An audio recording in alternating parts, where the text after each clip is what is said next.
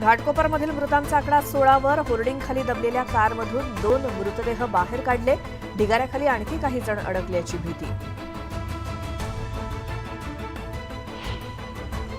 मध्य आणि पश्चिम रेल्वेच्या हद्दीतील अनधिकृत फलक हटवण्यास सुरुवात. पालिकेची रेल्वेला नोटीस. कल्याण डोंबिवली पालिका हद्दीमध्ये 200हून अधिक बेकायदा जाहिरात फलक. घाटकोपरमधील दुर्घटनेनंतर पालिका प्रशासनाला जाग. बुलडाणा जिल्ह्यातील अनधिकृत होर्डिंग्सच्या विरोधात आझाद हिंद शेतकरी संघटनांची तक्रार. होर्डिंग्स तात्काळ काढा, अन्यथा आंदोलन करण्याचा इशारा. समाज माध्यमांवरती आक्षेपार्ह पोस्ट केल्यानं बीडमधील नांदुरघाट गावात 2 गटांमध्ये तुफान राडा. 3 जण जखमी. गावात तणावाचं वातावरण.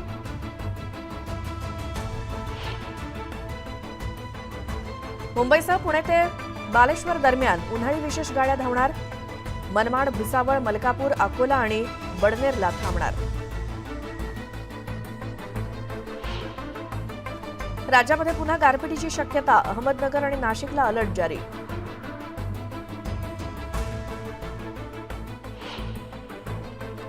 मोसमी पाऊस 31 मे रोजी केरळमध्ये दाखल होण्याचा अंदाज. हवामान विभागानं दिली माहिती. विदर्भात या वर्षीच्या हंगामात विक्रमी पावसाची नोंद. मार्च, एप्रिल आणि मे महिन्यात विदर्भात सरासरीपेक्षा 352% अधिक पाऊस. अल निनोच्या परिणामामुळे उष्णतेच्या लाटा अधिक तीव्र आणि असह्य. एप्रिल महिना ठरला सर्वाधिक तापदायक.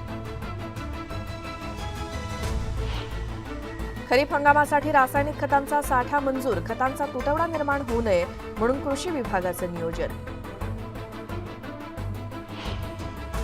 बुलडाण्यासह पंचक्रोशीतील गावांना पाणीपुरवठा करणाऱ्या येळगाव धरणामध्ये केवळ 15% जलसाठा शिल्लक. जून अखेर पुरेल इतका जलसाठा असल्यानं पाणी टंचाईचं संकट. मुंबई विद्यापीठात शैक्षणिक वर्ष 2024-25 पासून मंदिर व्यवस्थापनाचा अभ्यासक्रम सुरू. जून महिन्यापासून प्रवेश प्रक्रिया होणार सुरू. पिंपरी चिंचवडकरांवरती पाणी टंचाईची टांगती तलवार. पवना धरणात केवळ 28.93% जलसाठा शिल्लक. बुलडाणा जिल्ह्यातील आलेवाडी लघु प्रकल्पाच्या डॅमलाईनच्या पायाभरणीचं काम सुरू. लघु प्रकल्पासाठी लाल मातीचा वापर केल्यानं ग्रामस्थांची जलसंपदा विभागाकडे तक्रार. चोपडा तालुक्यात गुरांच्या चाऱ्यासाठी शेतकऱ्यांची धडपड. ज्वारी, बाजरी, मक्याचा कडबा घेऊन त्याची बारीक कुट्टी करण्यात शेतकरी गुंग.